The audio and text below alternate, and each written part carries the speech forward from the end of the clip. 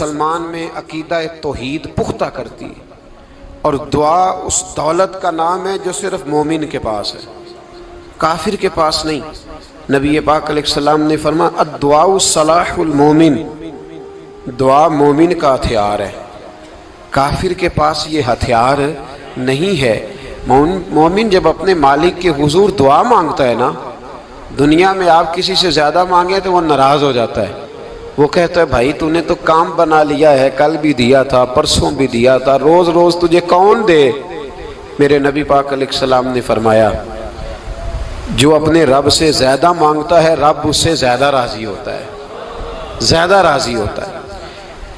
اب دعا مخصوص اوقات نہیں دعا کے، فرمایا اذا دعان، جب بھی دعا مانگو گے تمہارا رب تمہاری دعا کو، جب بھی دعا تو دعا کرتے رہنا چاہیے، ہر وقت دعا میں بندہ شامل رہے، اللہ کے ذکر میں شامل۔ یہ جو قرآن مجید نے کہا نا یا ایھا الذین آمنوا اذکروا اللہ ذکرا کثیرا، اے ایمان والو اپنے رب کا ذکر کثرت سے کرو، وسبحوہ بکرۃ واصیلا، اور صبح و شام اسی کی پاکی بیان کرو۔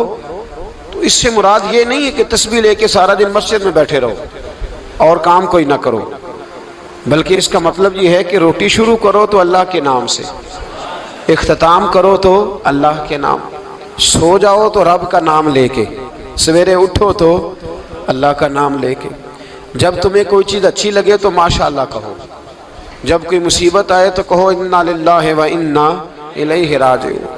تو سارا دن اللہ کا ذکر جاری رہے گا۔ نبی پاک صلی اللہ علیہ وسلم نے مسلمان کو ایک دوسرے سے ملنے کا طریقہ بتایا۔ مصیبت آئے تو کیا کہنا ہے؟ صرف فوتگی پہ نہیں کہنا، اس کی وضاحت کر دو۔ کوئی بھی الذین اذا اصابتہم مصیبہ، جب بھی کوئی مصیبت آئے اللہ کے بندے کہتے ہیں ہم اللہ کی طرف سے آئے ہیں اور اللہ کی طرف ہی ہم نے لوٹ جانا۔ تو میرے عزیز ہر وقت اللہ کا ذکر جاری رہے گا، ہر وقت زبان پہ رب کریم کا۔ دیکھیں نا نبی پاک علیہ السلام نے ہمیں ملاقات کا طریقہ بتایا۔ ایک صحابی آئے تو انہوں نے آ کے کہا السلام علیکم، نبی پاک علیہ السلام نے فرمایا رب تعالیٰ نے اسے 10 نیکیاں عطا فرمائی ہیں۔ دوسرے آئے تو انہوں نے کہا السلام علیکم ورحمۃ اللہ، تو محبوب فرمانے لگے، امام بہقی نے اس کو لکھا ہے، محبوب فرمانے لگے رب کریم نے اسے 20 نیکیاں عطا فرمائی۔ ایک اور آئے، عرض کیا السلام علیکم ورحمۃ اللہ وبرکاتہ، محبوب فرمانے لگے اللہ نے اسے 30 نیکیاں عطا فرمائی۔ اچھا اس کا مطلب کیا ہے؟ السلام علیکم، تم پر سلامتی ہو، سادہ ترجمہ یہ ہے کہ تم سلامت رہو، تم سلامت رہو، ورحمۃ اللہ وبرکاتہ، تم پر اللہ کی رحمت بھی ہو اور اس کی برکتیں بھی۔ وہ کیا کہتا ہے؟ وہ کہتا ہے وعلیکم السلام، تم پر بھی سلامتی ہو، ورحمۃ اللہ وبرکاتہ، اللہ کی رحمت ہو اور اس کی۔ یہ جو مسنون دعائیں ہیں نا جو حضور نے ہمیں دعائیں سکھائی ہر موقع پہ، ان کا کمال دیکھیے۔ اب ایک مسلمان نے آتے کہا السلام علیکم، اس کا مطلب کیا ہے؟ تم پر۔ اب وہ جھگڑا کرے گا اسے مارے گا، اس کا مال چھینے گا؟ اس نے تو آتے ہی کہا تم پر سلامتی ہو۔ تو جو سلامتی کی دعا دینے والے ہیں وہ جیب تھوڑی کاٹیں گے، وہ غبن تھوڑی کریں گے، ڈاکہ تھوڑا ڈالیں گے۔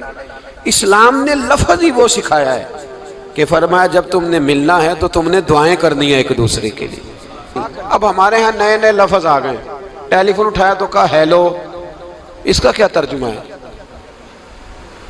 کون ہے؟ اس کا کیا ترجمہ ہے؟ جی جناب، اس کا کیا مطلب؟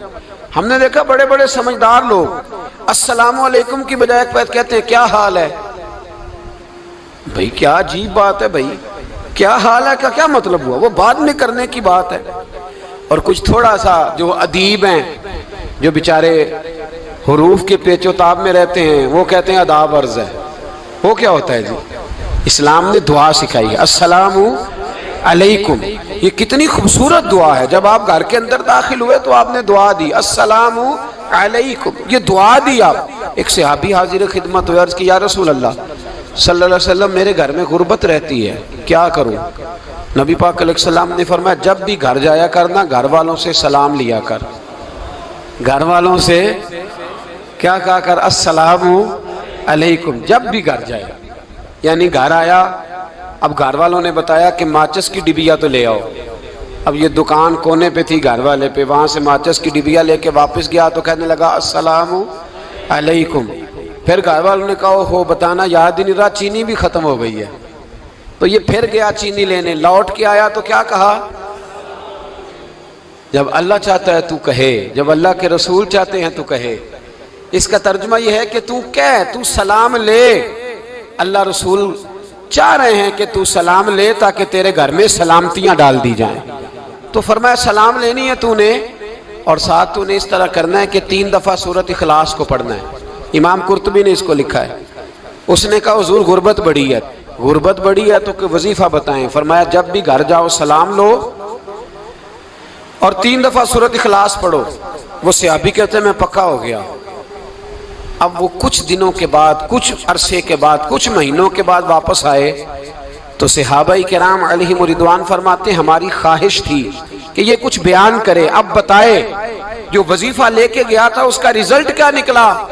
کہتے اس نے بڑی حیرت انگیز بات کی، حیرت انگیز عجیب انداز میں۔ کچھ لوگوں کا دل ہوتا ہے نا کہ مجھے ملے میرے پڑوسی کو نہ ملے، اور کچھ کا دل ہوتا ہے یار مجھے بھی ملا ہے اور الحمدللہ میرے پڑوسی کو ملا ہے۔ تو صحابی جب حاضر ہوئے تو صحابہ کہتے ہیں ہمیں تجسس تھا کہ یہ کچھ بتائیں، تو حضور نے فرمایا کیا حال ہے تیرا؟ کہا یا رسول اللہ کمال ہی ہو گئی ہے حضور، میں جب بھی گھر جاتا ہوں سلام لیتا ہوں اور 3 دفعہ سورۃ اخلاص پڑھتا ہوں، میں تو امیر ہو ہی گیا ہوں، میرے تو ہمسائے بھی امیر ہو گئے۔ کتنا پیارا ہے یہ جملہ، کتنا حسن ہے، اتنا اچھا لفظ کسی اور کے پاس ہے ہی نہیں جو الفاظ ہمیں ہمارے رسول نے عطا فرمایا۔ اس کو اپنائیے، اس کو اپنائیے۔ یہ الگ بات ہے کہ لوگ مطلب کے لیے سلوٹ کر لیتے ہیں بڑا سارا، لیکن مطلب کے لیے نہیں۔ جس کو جانے اس سے بھی سلام لیں، جس مسلمان کو نہیں جانتے اس سے بھی۔ تو نبی پاک نے ہمیں مسنون دعائیں سکھائیں۔ رات کو جب سونے لگیں اللہ کے رسول صلی اللہ علیہ وسلم نے ہمیں دعا سکھائی۔ حضور نے فرمایا جب سونے لگو تو مسلم شریف میں فرمایا تم نے یہ دعا پڑھنی، اللہم باسمک اموت و احیا۔ تم نے کہنا اے اللہ میں تیرے نام پر مرتا ہوں اور تیرے نام پر جیتا ہوں۔ نبی پاک صلی اللہ علیہ وسلم نے ایک حدیث میں فرمایا کہ یہ جو نیند ہے نا یہ موت کی چھوٹی بہن ہے، یہ موت کا ایک حصہ ہے۔ جس طرح انسان سو جائے تو کوئی خبر نہیں ہوتی کیا ہو رہا ہے، بالکل وہ اٹھا ہے تو اس نے کہا ہو یہ کیا ہوا، سو جاتا ہے نا آدمی اسے خبر نہیں ہوتی، اوہو میں نے تو 11 بجے اٹھنا تھا یہ تو 3 بج گئے، اب اسے خبر نہ رہی۔ سوتے ہوئے لوگ چوری کر لیتے ہیں، بلکہ اس طرح بھی ہوتا ہے کہ آدمی نے گکھڑ اترنا تھا، وہ پنڈی سے آ رہا تھا لیکن وہ سویا ہوا تھا، آنکھ تب کھلی جب کاموں کی آ گیا تھا، اب اس کا اس پر زور ہے۔ تو فرمایا کیا پتا اب تو کھل گئی کاموں کی، جا کے لاہور جا کے کسی جگہ پہنچ کے، تو یہ بھی ممکن ہے کہ کھلے ہی نہ، نیند ہی موت کا سبب بن جائے۔ تو تو کہہ کے سو کہ یا اللہ تیرے نام پہ سو رہا ہوں۔ اللہ کس نام پہ سو رہا ہوں؟ یار اگر ہم ان دعاؤں کا حسن سمجھے، مت اللہم باسمک اموت و احیا، یا اللہ میں تیرے نام پہ سوتا ہوں اور تیرے نام پر اٹھتا ہوں، گویا کہہ رہا یا اللہ میری نیند بھی تیرے فضل سے ہی ہے، اور اگر آنکھ کھل جائے تو وہ بھی تیرے فضل سے ہی ہے۔ کتنا اعلیٰ نبی پاک علیہ السلام نے انداز سکھایا۔ اور پھر بخاری شریف میں حدیث موجود ہے، فرمایا جب اٹھو تو کہو الحمدللہ الذی احیانا احیانا بعد ما اماتنا والیہ النشور۔ فرمایا جب تم سو کے اٹھو تو پھر کہو اے اللہ ساری تعریفیں تیرے لیے، تمام تعریفیں جس نے ہمیں موت کے بعد حیات دی، موت کے بعد فرمایا احیانا بعد ما اماتنا، ہمیں مرنے کے بعد گویا اللہ کا شکر ادا کر کے آنکھ کھل گئی۔ دیکھیں کس طرح اسلام مسلمان کو اللہ کے ساتھ جوڑتا ہے۔ فرمایا شکر کر، آنکھ کھل گئی، کہ یا اللہ تیرا شکر ہے تو نے موت کے بعد ہمیں دوبارہ حیات عطا فرمائی، یہ شکر ادا کرو۔ گویا تم یہ نہ کہنا کہ میں اٹھ گیا ہوں تو میرا کمال ہے، یہ نہ سمجھنا میں اٹھ گیا ہوں تو میں بڑا پابند ہوں، جب میں ارادہ کر لوں کہ میں نے 11 بجے اٹھنا ہے تو پھر میں اٹھ جاتا ہوں۔ یہ نہ کہنا کہ یہ الارم بڑا اچھا ہے، یہ مجھے اٹھا لیتا ہے۔ ذہن کے اندر خیال کر کہ نیند تو موت کی طرح تھی، یہ جو میں اٹھ گیا ہوں تو اپنے رب کے فضل سے اٹھا ہوں، جو میں اٹھ گیا ہوں، جو ابھی اٹھے ہیں وہ تو بول دینا کم از کم کہ میں اپنے رب کے فضل سے اٹھ گیا ہوں۔ تو دعا سکھائی۔ پھر دیکھیے نبی پاک صلی اللہ علیہ وسلم نے فرمایا جب تم بیت الخلاء میں جاتے ہو نا، واش روم میں جاتے ہو، تو گندی چیزیں ہوتی ہیں وہاں، شیطان ہوتے ہیں، جنات ہوتے ہیں، یہ گندگی پہ ہوتے ہیں۔ جب تم واش روم جاؤ، بیت الخلا جائے، تب بھی دعا مانگو۔ کیا دعا مانگو؟ وہ دعا بھی نبی پاک صلی اللہ علیہ وسلم نے ہمیں تعلیم فرمائی اور بخاری میں ہے، کہا پڑھا کرو، اللہم انی اعوذ بک من الخبث والخبائث۔ کہو اے اللہ، ناپاک چیزوں سے میں تیری پناہ مانگتا ہوں، وہ نر ہوں یا مادہ ہوں۔ اللہ میں تیری پناہ مانگتا ہوں۔ واش روم کے اندر بہت ساری بری چیزیں ہوتی ہیں، جوان میری بات پر توجہ فرمائیں، وہاں بہت ساری گندی چیزیں ہوتی ہیں۔ انسان کئی دفعہ واش روم میں جاتا ہے، اسے وسوسے زیادہ آتے ہیں، یہ نوٹ کریں میری بات کو۔ اصل میں نا ہم بات ڈھونڈ رہے ہیں علاج اپنی بیماریوں کا، حالانکہ علاج تو سارا مدینے والے رسول کے پاس موجود ہے، محبوب کے پاس ساری دوائیاں ہیں۔ تو نبی پاک علیہ السلام دیکھیں نا، انسان واش روم میں جاتا ہے، اسے وسوسے آتے، برے خیالات آتے، وہ گناہ کی طرف کئی دفعہ مائل ہوتا ہے، تو کہا تو دعا پڑھ کے جا، اللہم انی اعوذ بکا، یا اللہ میں تیری پناہ مانگتا ہوں، من الخبث والخبائث، ہر خبیث اور بری چیز سے میں تیری پناہ مانگتا ہوں، وہ نر ہو یا یار۔ کتنا عظیم دین ہے، کتنا عظیم میرے مصطفیٰ کریم کا وہ والا دین ہے۔ اصل میں اللہ کرے بی اے پاس بچے کو بیت الخلا کی دعا بھی یاد ہو جائے، ایسے یاد ہو جائے، اور اس کے ماں باپ سمجھ لیں کہ جوان ہو گیا ہے، تو اب ہو سکتا ہے اس کی طرف شیطان حملہ زیادہ کرے، اسے خراب کرنے کی کوشش کرے، تو لہٰذا اسے دعا سکھائی جائے تاکہ اس کو پہلے سے پتا ہو کہ میں نے اس بے ایمان سے بچنا کس طرح سے۔ اب آپ دیکھیے نبی پاک علیہ الصلوۃ والسلام نے ہمیں دعا سکھائی، مصنف ابن ابی شیبہ میں۔ کون سی دعا؟ واش روم سے نکلنے کی۔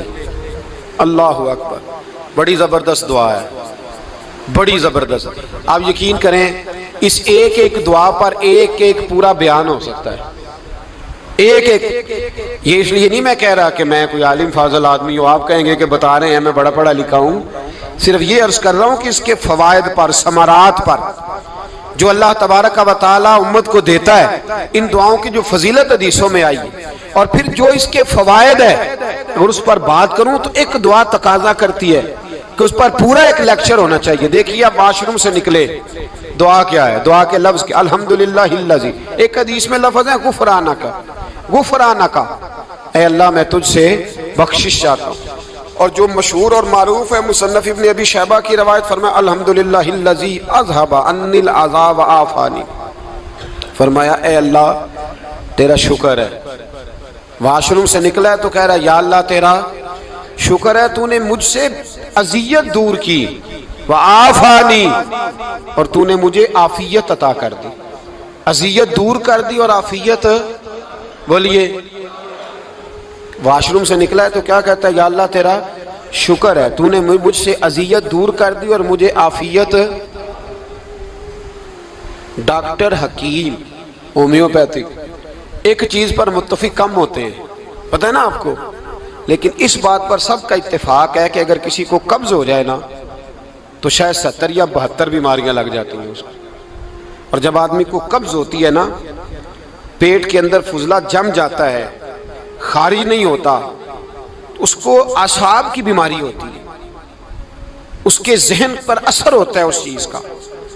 آپ یہ مت سمجھیں کہ کھانا کھانا ہی ایک کمال ہے، اللہ نے یہ بھی نعمت بنائی ہے کہ کھانا جب خارج ہوتا ہے تو وہ بھی اللہ کا بہت بڑا احسان ہے۔ تو فرمایا تو سمجھا ہی نہیں، اگر تجھے قبض ہو جاتی، تیرے پیٹ کے اندر وہ چیز جم جاتی، تیرے لیے کتنی تکلیف کا باعث تھی۔ ان لوگوں سے پوچھئے جو اس کے بیمار ہیں، اس کے مریض ہیں، وہ کتنی تکلیف میں رہتے ہیں، سر میں درد ہوتا ہے، سر چکراتے ہیں۔ ایک بہت بڑا روڈ ایکسیڈنٹ ہوا تو ڈرائیور سے لوگوں نے پوچھا کہ مسئلہ کیا ہے، تو کہنے لگا میں قبض کا مریض ہوں، تو میں کھانا کھا لیتا ہوں تو میرے ذہن پر وہ اس قدر زیادہ گیس کا غلبہ ہوتا ہے کہ میں سخت تکلیف میں ہوں۔ نبی پاک علیہ الصلوۃ والسلام نے ہمیں سمجھایا اور بتایا کہ سمجھ لو یارو، کھانا کھانے کی نعمت تو اللہ نے تمہیں عطا فرمائی ہے، لیکن کھانا کھانے کے بعد اس کا اخراج بھی اللہ کی بہت بڑی نعمت ہے، تو اللہ کا شکر ادا کرو۔ پھر جب آپ گھر سے نکلیں گے تو بھی اس کی دعا ارشاد فرمائی، بسم اللہ توکلت علی اللہ، اللہ کے نام سے گھر سے نکلتا ہوں اور میں نے بھروسہ بھی اللہ کے نام پہ کیا۔ جب گھر سے نکلیں تو کس کے نام پہ بھروسہ کریں؟ بولیے حضرت رابعہ بصریہ رحمت اللہ علیہا، آپ تشریف لے گئیں حج کرنے، جس دن واپس آئیں اپنا اونٹ کہہ گئی جاتی دفعہ، کہنے لگی اللہ میں تیرے حوالے کر کے جا رہی ہوں، اور بسم اللہ توکلت علی اللہ، بھروسہ بھی تیری ذات پہ۔ جس دن واپس آئی نا اسی دن کسی نے بتایا کہ اماں آج ہی تیرا اونٹ مر گیا ہے، تو اونٹ کے سرانے کھڑی ہو کے کہنے لگی مولا میں تو تیرے نام پہ تیرے پہ بھروسہ کر کے گئی تھی، تیرے حوالے، میں تو تیرے گھر گئی تھی۔ تو لوگ کہتے ہیں اماں کے منہ سے لفظ نکلے تو اونٹ زندہ ہو کے کھڑا ہو گیا، کھڑا ہو گیا اونٹ۔ تو اماں کہنے لگی نہیں تمہیں ہی غلطی لگی ہے، مرا ہی نہیں تھا، پہلے سے ہی موجود تھا، وہ اپنی کرامت بھی نہیں ظاہر ہونے دی۔ تو بھائی گھر سے نکلیں تو کس لفظ پر کہ یا اللہ میں تیرے بھروسے پہ نکل رہا ہوں، میں اس کے دو فائدے ہوں گے، ایک تو آپ اللہ کی امان میں جا رہے ہیں، اللہ کی امان میں آ رہے ہیں، اور دوسرا جس گھر کو آپ چھوڑ کے جا رہے ہیں اسے بھی اللہ کی امان میں دے کے جا رہے ہیں۔ تو کتنا لذت والی دعا ہے جو نبی کریم علیہ السلام نے ہمیں سکھائی۔ اب ذرا حدیث سنیں خوش ہو کے، دیکھیں حضور نے دعا سکھائی، فرمایا جب دیکھ لو نا کسی کو ہنستا ہوا، کیا کرتا ہوا؟ ماشاءاللہ آپ تو ہنسنے لگے۔ جب کسی کو ہنستا ہوا دیکھو تو کہا کرو اضحک اللہ سنک، یہ دعا یہ بخاری ہے، فرمایا دعا مانگا کرو جب کسی مومن کو ہنستے ہوئے دیکھو تو دعا مانگو اضحک اللہ سنک، اللہ تجھے ہنستا ہی رکھے، اللہ تجھے، بولیے جل نہ جایا کرو کہ میں پریشان ہوں تو یہ ہنس کیوں رہا ہے، جھلا نہ کرو، بلکہ کیا کہا کرو اللہ تجھے ہنستا رکھے، اللہ تجھے۔ نبی پاک صلی اللہ تعالی علیہ وآلہ وسلم نے فرمایا، ترمذی میں حضرت اسامہ بن زید رضی اللہ تعالیٰ عنہ سے حدیث مروی ہے، حضور نے فرمایا جس نے کسی کے ساتھ احسان کیا اور جس پر احسان کیا، اگر اس نے یہ دعا پڑھ دی نا جزاک اللہ خیرہ، تو فرمایا اس نے اللہ کی بھی پوری حمد کر دی اور محسن کا صحیح شکریہ بھی ادا کر دیا۔ کیا کہنا ہے؟ جزاک اللہ، اللہ تجھے بہترین جزا عطا کرے۔ اس کا ترجمہ کیا ہے؟ اللہ تجھے بہترین، کیونکہ حضور فرماتے ہیں من لم یشکر الناس ولم یشکر اللہ، جس نے بندوں کا شکریہ ادا نہیں کیا اس نے اللہ کا بھی شکریہ ادا نہیں کرنا۔ تو کیا کہنا چاہیے؟ جزاک اللہ خیرہ۔ اور اگر اماں کہتی ہو بچوں کو انگریزی سکھانی ہے تو کیا کہنا ہے پھر؟